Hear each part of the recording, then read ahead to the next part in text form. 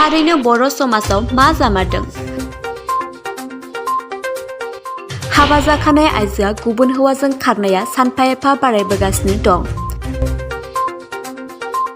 थिग बेबायदिनो सनितपुर जिल्लानि सिङाव थानाय हुग्राजुलि हालामनि आस्राबारि गामिनि फिसाय थाखानाय देवबारि बसुमतारी मुंनि सासे आइजोआ साथाम गथ' थासेयावबो गावनि फिसाय गथ' गथायखौ गारनानै गामिनिनो सैथ' रामसियारि मुंनि सासे सुबुंजों थांनाय 4 एप्रिल 2022 खालारखालिनो खारखोमा लांदों होननानै खौरां मोननाय जादों।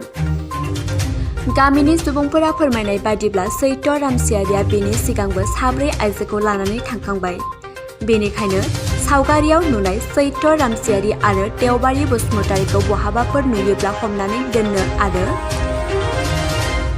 नैबे 6901989687 आरो गुबुन मोनसेबाव फन नम्बर 7099816740 जानबुं नाम्बाराव खौरां हरनो थाखाय खावलायदों।